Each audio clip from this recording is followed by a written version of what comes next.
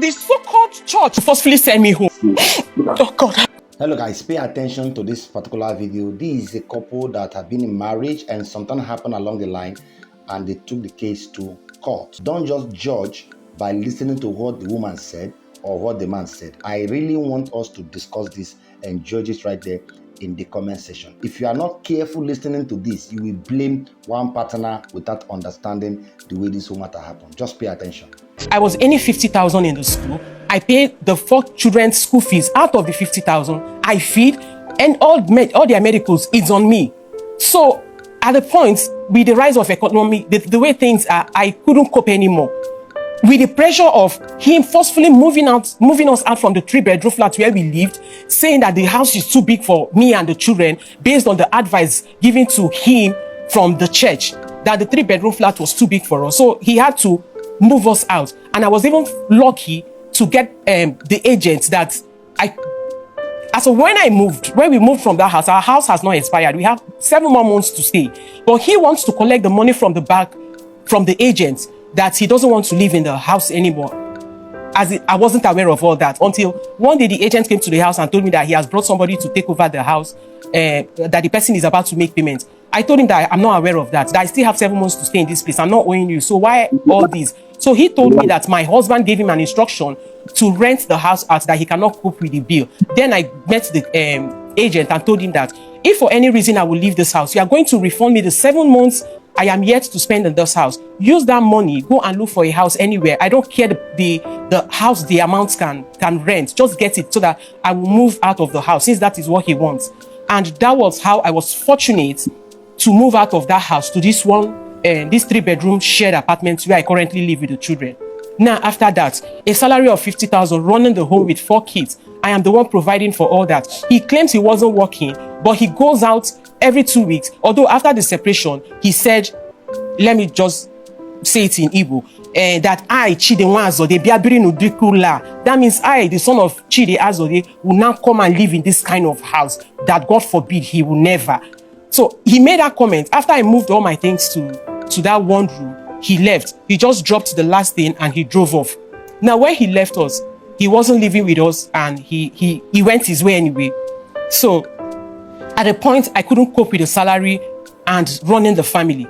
Each time I called to his attention that I need this, I need that, the children are sick, I need medication and all that, I need support, he would tell me that he does not have money. He does not have money. It got to a point I had to report the case to the mediation. That was in April. Then he told them, which I know was a lie, he told them he wasn't working. And I tried to convince them that this man is working and he goes to work every 2 weeks and comes back only on weekend. And it is only the weekend of 2 weeks that we see him in the church. So where has he been? Where does he go to at that period, except weekend of the 2nd week that he comes to the church? Now, I tried to convince the lady that he's lying, but he said no, and that was how she passed her judgment anyway. Then at the tail end of it, because what I seek for them was support to guide me and the children. So he came up with it and said, okay, that since we're already here, that he was going to be supporting me with 40,000, which the lady told him that 40,000 is too poor. 4 children, I and my brother. I told her to just forget about me and my brother, just for the kids. That someone who has not been given a dime at home, he doesn't drop money for us at home. Then if he's giving me 40,000, this is gold, that I need the money. The woman said, okay, that if it's okay by me, I accepted it that way and told him, as long as he'll be bringing the 40,000 monthly, it can go a long way for me. It can solve some of the expenses at home. Now, that was the promise he made, and never for once he paid. When was this? That was April last year. And when I went back to the mediation, that was in December, he then told them that he has traveled, that he's not in Lagos. And he told me that he has traveled with the kids and he has relocated with the kids, that they are not coming back to Lagos, that education in the East is very cheap for him and all that, that they are not coming back again. So what he told the mediation was that he's in the East, that he traveled. So I told them that this man is in Lagos, although I didn't want to trace him, or because there was an issue that I needed my own space and let him have his own. So I don't want to confront him. I don't want to go to anywhere that has to do with where he is, so that they don't blame me for something I did not do. I had to give him space. So when I told them that that is not true, what he's saying is not true, they said that they cannot help me, that at this point, he said he's in the east, so there is nothing they can do. So the woman advised me that I should go to the police station at Elemoro and go and report the case. I went to the police station to report the case, but unfortunately for me, he knows the DPO in that police station. So he called the DPO there and told the DPO that he's fine, that the children are okay, that the children should send me home, that I am insane, that he cannot leave the children with me, and that's the reason why he took them, but the children are safe. So all efforts for the mediation and the police station to assist me, at least get my children or talk to them, they all failed until I approached somebody that led me here. Okay, madam, I object that, because everything she's saying here is not the truth. She knew quite all right that I lost my job, and I was coming to the house every day. I will come in the morning, I will leave in the evening just to stay with them. And now she's saying that I am living in Ibadan. She knew when I lost my job in Ibadan. She knew when I came back. Even at that, whenever the children are sick, I will provide the medication. If I don't have, I will tell her I don't have. Even the money for mediation, I was still doing my best to provide it. I even wrote it sincerely in that letter there, in the note that I gave to you, that there was a time I could not provide it again. She was also instrumental to the losing of my job, because there was a time she was talking with my MD until the man sacked me. Now look at what she's saying. She's just saying what she doesn't know. Okay, that's his MD. But it's also another accusation that one of my sons is the child of his MD, because he has two jobs. Like I said, he's the manager of slot engineering, and he's also the manager of a logistic services. So this is boss. He told me that the man is owing him and that he has not paid, and because of that he's not providing for the family. I then said, okay, that since that's the case, I had to call the man, because the man is like a family friend. He comes to our house and we go to his house sometimes. So I had to call the man and told him that, please, things are difficult for us. Is there any way you can send us something to keep up with the family? Because Francis, my ex-husband, told me that he is owing him a huge amount of money. And I said that man, it's not possible that man can owe you. That if he's owing you. Now, I did that. I called his boss, letting him know how difficult things are. If truly that his boss is owing him, he should use that medium that I am calling him to release whatever amount of money he's owing him back to him, because things were actually difficult. And when I explained things to him, he then said, okay, that he would just send me 20,000 to assist me in the family. So when he sent that money, I still came back to him and told him that I called your boss, and all he did was he sent me 20,000, and here's the 20,000 that he sent to me. He then said, why will I call his boss? I am embarrassing him. Why will I do that? I said, but you claim that your boss is owing you. Now, as a wife, I am not supposed to call your boss, but for me to narrate that we are facing financial difficulties, if your boss is actually owing you, your boss should use this medium to release the money to you. His boss is a rich man. He's not somebody that owns. He's a sincere man. So I see no reason why he brought up that issue, saying the man was owing him. Now, because he was so mad at me, I then saw reasons that he was lying against the man. And for me to have called the man and the man to send me that 20,000, probably he sent me that money out of pity because he feels we needed that money. But I called him because he is claiming that the boss was owing him. You understand? So because of that conversation with the boss, I have not called the boss for any reason. I don't have any personal reason with his boss. Because of that incident, he then tagged it that I am having an affair with him, and that one of my sons, the second to the last son, is a product of my affair with that his boss. So that is how he tagged me. I said, if not because of, after that incident, I deleted the phone. I said I was going to call that his boss and tell him that look at what he is saying, so that if there's going to be a clash, let him come out and with all claims and evidence that I am having an affair with a man. You understand? Because now that about managing my salary with the 4 kids and everything, I couldn't cope. I had to look for other jobs. I went to my school. Sometimes my proprietress, she will give me foodstuff because she's aware of the challenges I'm going through. No. I never. Madam, she will give me foodstuffs from her house to go and feed the kids. Oh God, Madam, hello, George, please. I approached them for salary increase, but they said that as of then that there is nothing they can do. That even the parents are owing them. so they cannot increase my salary. Because of that, I had to resign. Is that I told her? Then I Jesus applied for Christ. jobs in other schools. Fortunately, I What got is this one, woman saying? but it was quite far away from home. I approached a friend of mine, an old schoolmate, and pleaded with her if I could squat with her. That's it, I got the job, and I'm facing a lot of financial difficulties. She said it was okay, that I could stay with her. I decided to accept the job. Then I called the school back and told them that I'm going to work with them. Like I said earlier on, I don't take any actions without letting him know.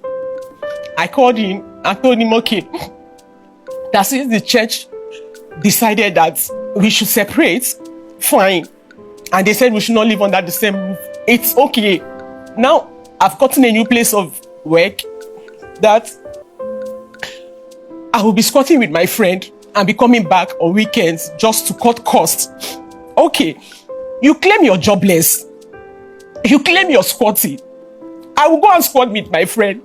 Come home and stay with these children. Let me go and source for money. Let me go and work. I called him and it was in the presence of my children. I sat everybody down and I told them that I got the job, that I've resigned from my old place of work. I explained everything to them.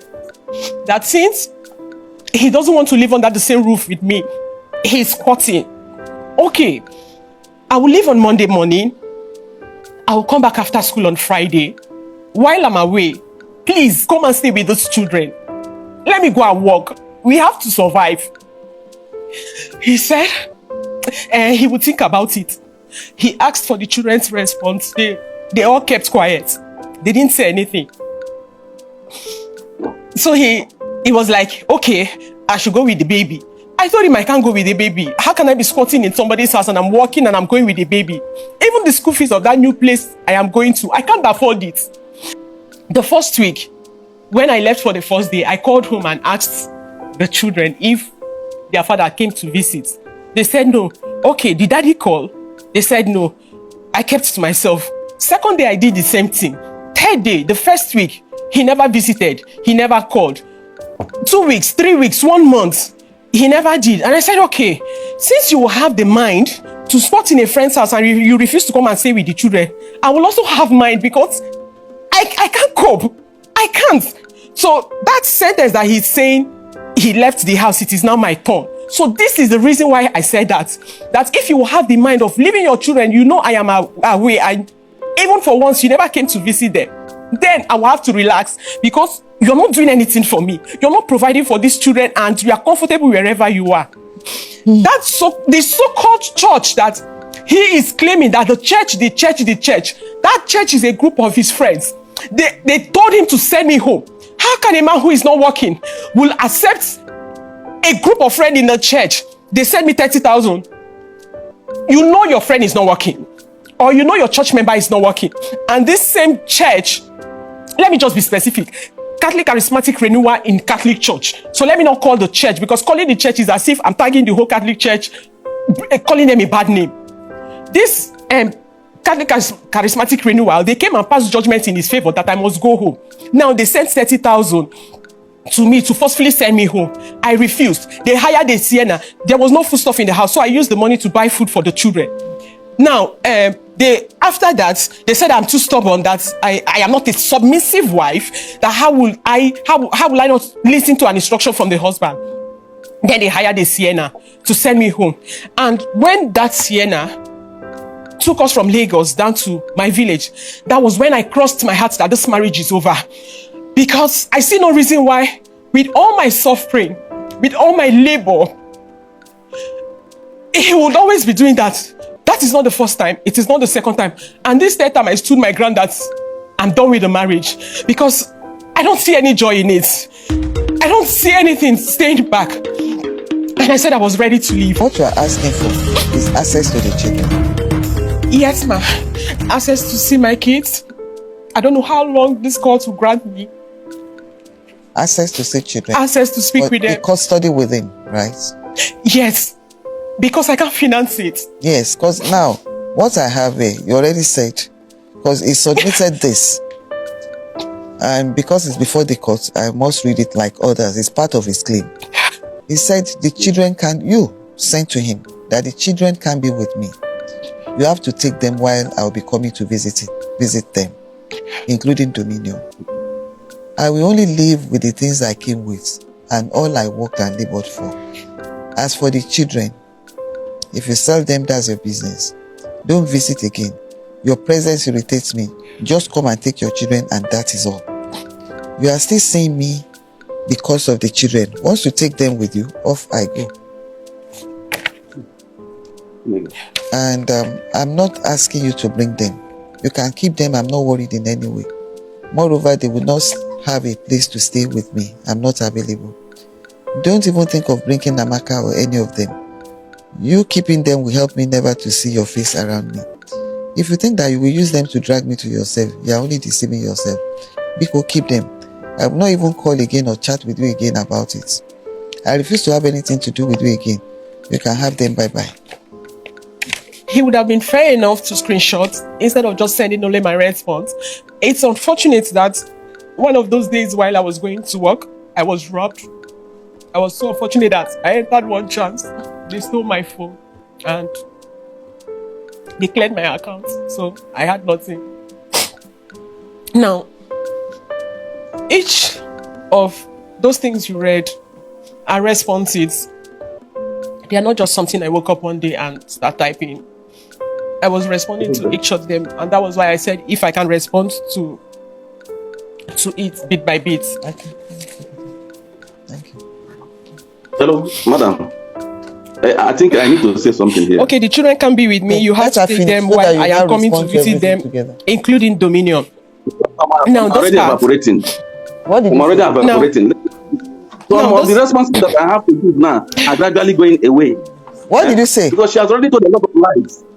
She has already told a lot of lies. Okay, So the respond to whatever she has said before she move into the documentary evidence that you forwarded. You said you had something to say to her. Okay. She was saying that she gently told me that she wants to go to Aja. No, she told me that this is her time to leave. That when I left, heaven did not fall. So this is her own time to leave. That whatever I like to do with my children, I should do with them. Or if I like, I can come and stay in the house there. I said, no. Some people told me to stay away. They've not told me to come back. I can't just come into this house. I begged her, okay, if you want to go out, take the small one. He's a breastfeeding baby. Take him. She said, no, she cannot take that boy. No, okay, he's just stopped breastfeeding few months ago. I told her, take this small one. If you're a real mother, take this boy. She said, no, she doesn't want any of my children to come closer to her. Understand? Okay, I said, even if you are going to Aja, there are cheaper schools that you can put this baby. So if you close work, you can pick the baby. She said, no, that I should personally suffer the nursing of these children. But she doesn't want any person. That I will be the one to suffer it. You know, I should come. I said, okay, instead of me coming to suffer it in your house, let them come to my house and stay with me.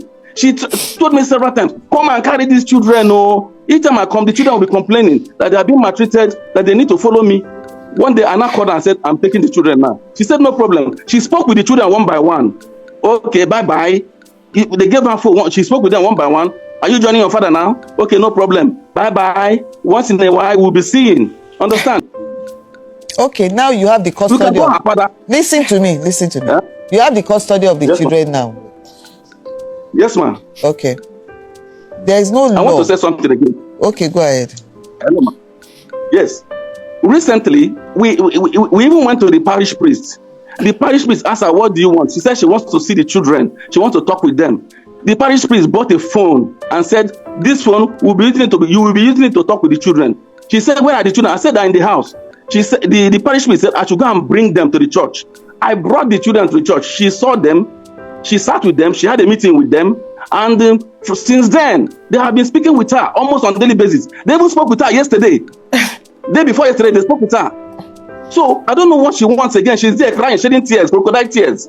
Let her, okay, look at these attachments. Those attachments, these are screenshots. I didn't formulate them. Because she has already said that if she comes to the court, she will deny everything. She told somebody that she will deny everything, that she will use tears to confuse the judge. I said, why? Use tears? Then this has been her gimmick. And she has been using it to succeed. Once she goes The number of times we went to different organizations in the church, she would just be crying. They'll say, why are you crying? You are already an adulteress. You have evidences. We have evidences. You know, Francis, did you wait? Just hold on. You speak with your children the way he said. There are two things: speaking with the children, seeing the children. Yes. Do you speak with them as often as he just said? No, not as often as he said. Yes, The priest said that the priest bought a phone since the children doesn't have. There's no access for me to reach them, and he claims his phone was bad. So the priest volunteered to buy them a phone and a SIM. Which the following day that the priest asked us to come, invited us that he brings the children. That was the first time I saw the children since November that he took the children. So that was the first day I saw them, and the priest handed the phone over to the children and said that for now, that I can be talking with them only on weekends. Then the only time I can spend with the children is in December. After that day, I collected the number from them, and I just spent a few minutes just to ask them how they are, and he started shouting that it's late, he wants to go, and he left with the children. So after that day, I think the next day, I got a flash. I missed the call because I saved the name. So I missed the call and I called back. In fact, it was the call that woke me up, the second call that woke me up from sleep. When I picked it, I discovered it was my eldest son that called. And he said, hello, mommy. I said, okay, don't worry, I will call you back. I ended the call, but when I called back, I discovered that I don't have enough airtime on my phone. So I had to recharge and call back. When I called back, the line was switched off. Now, from Mondays to Fridays, the line is always switched off. Although personally, I didn't want to, and I don't want to go against what the priest has decided. So I don't even dial the children's number within the week. But on Saturday, when it's time for me to call, I will call the children's line several times. It will not connect. Then I will now send him a text. Today is my time to speak with the children. How come I can't reach out to them? He will now call. Instead of the children's line, he will now call with his line. And he will call me back. And me and the children would speak. Now they are there, no problem. But the bottom line is, the two of you can always agree on other times. And that's why I'm very, very concerned. I'm allowing the two of you to air off, real air off. I want to know where the problem is. Because let's even assume that the two of you have moved on. You must be able to relate in a manner to co-parents and bring the children up properly. Where there is acrimony, I've told that several times. Where there is bitterness. What did you say? I've told her several times, we need to co-parent these children because she's always bitter. She's unnecessarily bitter. She left her marriage and now she's trying to transfer aggression on some other person who asked her to leave her marriage. Where do you stay? Well, I live next to her, the next town to her. I live She came to my house. Madam, my landlady told me that my wife visited in December when I traveled home with the children for Christmas. Okay, 2 weeks ago, she also came there to find out why I'm still living there. So he claims he lives next door to you. That means he stays at Lakowe. You say you stay at Lakowe. Yes. So if the two of you reside at Lakowe, what can you mention the most popular eatery at Lakowe? Yes, Uncle Sam is close. Like, okay, from my house to that Uncle Sam is close. Yes. Yes, so Uncle Sam is okay. That will be your midpoint. Okay, sir. Right. Now, are the two of you agreeing on a Saturday or a Sunday after church? Let him decide. Which one, Francis? Saturday is good. Saturday is will good. be okay. So, Saturday is good. Should we pick in the morning? Like 10 a.m.? Afternoon is better. Afternoon is better. So 12 noon? 12 and 1. 12 noon? Yeah, 12 noon. 12 noon. Yeah, 12 1. Yeah. So you do 12 to 4 p.m. 12 to 4 p.m. so that you have enough time to go in. Yeah, you are with them around the clock. She's only at 4 hours. So she's having just 8 hours in a month. You are having them around you, round the clock. So I think that's fair enough. In this instance, you have the custody. She's comfortable with the custody. She needs access to the children. You are allowing, according to the two of you, you are already allowing her to talk to the children already, which is okay. It's only the physical access to them that matters. So, and we've all agreed that Uncle Sam at Lakowe, very close to the two of you's houses, that you'll be meeting there twice a month. This second and last. Second Saturday and the last Saturday of the month. By 12 noon, 12 to 1, he said. So if he doesn't get there by 12, just expect him to be there by 1. If he gets there by 1, then that means you have the 4 hours until 5 p.m. Okay. If he gets there at 12, then by 4 p.m., he's taking the children away. Okay. And in between, you keep speaking to them. That's the off weeks that you are not seeing them. You have opportunity to speak with them when you are not seeing them. Okay. That's the balance. The second aspect is the two of you co-parenting. I want to recommend a counselor for you, a professional. He's not talking or guiding you on how to start living together. You've gone beyond that. Quite all right. Let the two of you decide you want to come back together. But for the children's sake. So when we round up with this matter, the legal team will reach out to you, Francis, on this. And they will speak with you as well to work out an arrangement. In meetings, it could be online. It can be conference call between the three of you. That's the two of you and the marriage counselor. So they guide you and let this acrimony come down. Then you learn, you stop attacking each other. You know what you are just discussing is the children's welfare. And that's all that matters most right now. If you have to improve later, no problem. But for now, for the children's sake, the two of you have to learn to tolerate each other and have meaningful discussion pertaining to the welfare of the baby. So that's my ruling for now.